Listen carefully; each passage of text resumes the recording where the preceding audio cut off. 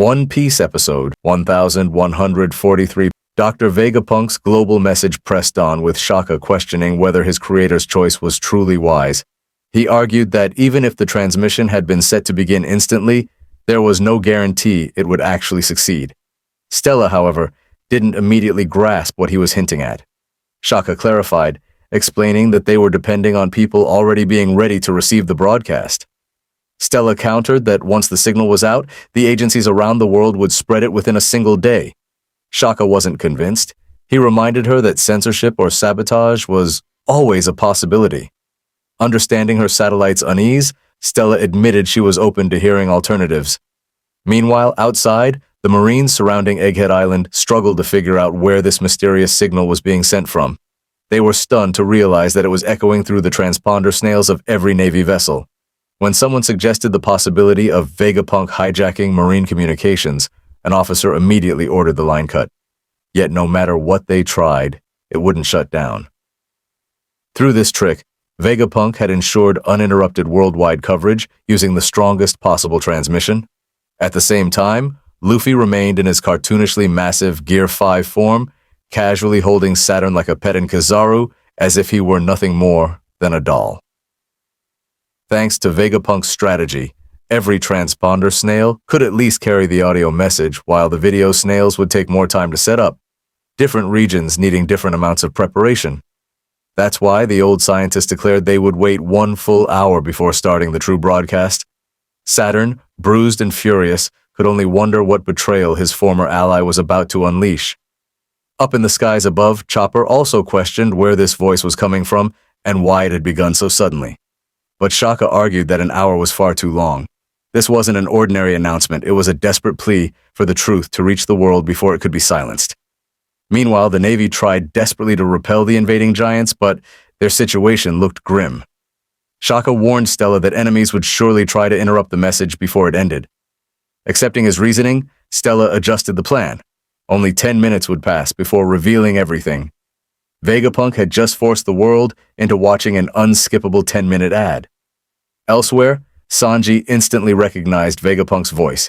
He shook the scientist, urging him to wake up, but there was no response.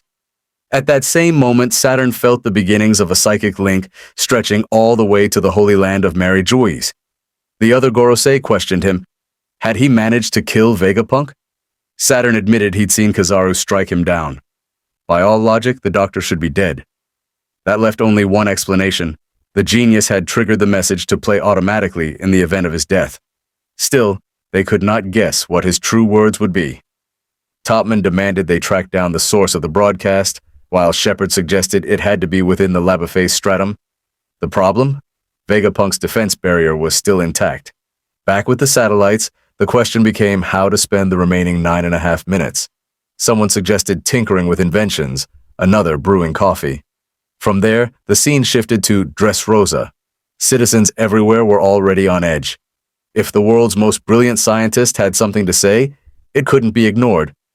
People rushed to prepare the visual feed, though true to Dressrosa's style, there was always room for a little dancing in the chaos.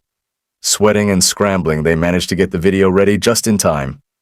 Leo questioned what was happening with that genius Luffy had dragged off, while Rebecca rolled her eyes, convinced it was just another case of fake news.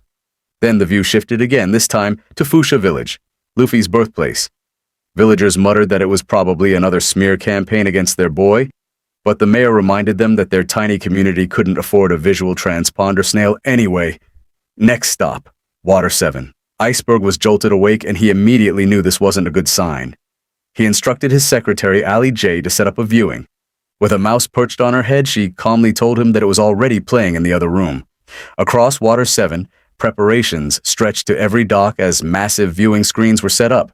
Even though it was the middle of the night, the city wasn't about to miss this broadcast. Citizens were instructed to gather at a screen within the next 10 minutes, and honestly, credit goes to that secretary. She's ridiculously efficient at her job. Meanwhile, over at the World Economic Journal headquarters, Morgans was losing his feathers. He realized that even though Vegapunk's signal had hijacked marine frequencies, the broadcast itself wasn't encrypted at all. Vivi, sitting nearby, pressed him for answers about where Luffy and the Straw Hats were. Morgans pointed out that the clock in the background of the message showed the wrong time, which meant the video was pre-recorded. Still, he assumed that by now Egghead had already been obliterated by the Buster Call. I, for one, can't wait to see his reaction when he finds out how wrong he is. Oh, and poor Wapple. Things aren't looking great for him either. Quick side note, Oda has confirmed that Morgans isn't a mink. He's just a regular human who happened to eat the bird fruit model, Albatross. Across the seas, the reactions continued. In the West Blue, people were baffled by Vegapunk's strange look, especially the apple slice head.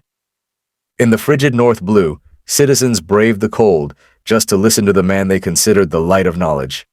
Down in the South Blue, speculation ran wild. Most guessed Vegapunk was about to unveil some groundbreaking invention. At the Kamabaka Queendom, the Revolutionary Army tuned in. Someone joked about the coffee they were brewing taking exactly 10 minutes, long enough that Stella wouldn't even have time to enjoy it. Still, they calculated that the odds of the broadcast being interrupted were slim. Ivankov was buzzing with curiosity, wondering what Vegapunk had planned and what exactly was going on with his bizarre head. Another little trivia note. Oda once sketched what Ivankov would look like if he had eaten Kaido's devil fruit as a child.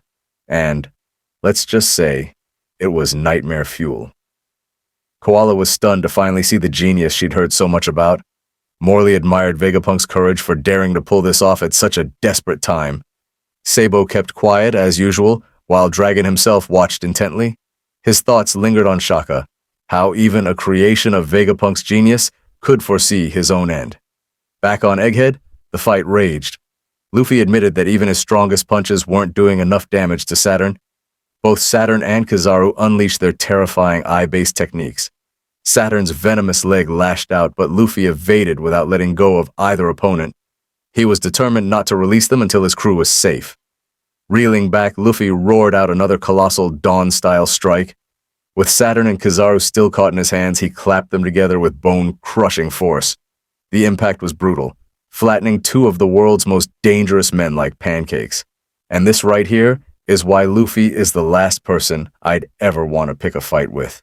Even when he isn't overpowering you, the sheer disrespect of his moves is insane. He didn't stop there. Luffy spun the flattened duo around his fingers like pizza dough. KIZARU, once a symbol of cold, untouchable menace, had now been reduced to PIZARU, fitting since he was fond of fast food back in Kuma's flashback. Unable to finish them properly, Luffy casually hurled them both away. Absolute mockery. One Marine with binoculars actually dared to watch, though Saturn had promised brutal punishment for anyone who looked at him directly. KIZARU's limp body smashed into a Navy ship, setting off a fiery explosion. Luffy laughed at the chaos, but Saturn wasn't done. From his flattened state, he rebounded like a venomous frisbee, morphing into a deadly buzzsaw barreling straight at Luffy. Annoyed, Luffy wondered what it would take to finally put this elder down. Marines nearby panicked, unsure what had become of Admiral KIZARU. The truth was grim. KIZARU wasn't moving, his eyes covered, and in a twisted irony, the wound he'd inflicted earlier had ended up cauterizing Vegapunk's injury, saving the doctor at the cost of his own life. As the battle raged, Saturn received urgent telepathic warnings from the other Gorosei. They were running out of time. Vegapunk's broadcast had to be stopped. Meanwhile, the giant warrior pirates had successfully retreated to their ship with Bonnie, Frankie, and Atlas in tow.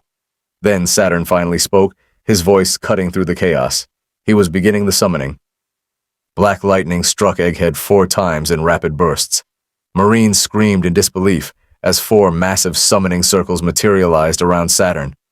Luffy's eyes bulged out in Gear 5 fashion as he shouted, "What the heck is this?" Sanji, still carrying Vegapunk, froze in horror. It was exactly like the scene of Saturn's first arrival.